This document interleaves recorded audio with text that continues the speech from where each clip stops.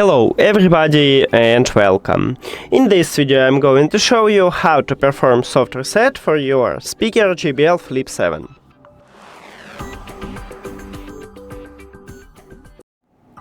Firstly, make sure that your speaker is turned on, and then we need to turn off it, so press one time at the power button at the top of your speaker, and now your speaker is disconnected from your phone.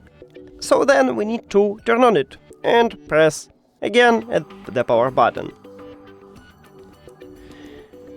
Now it should reconnect to your phone and we'll see this information.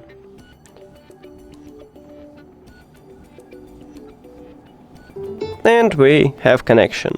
So we did it!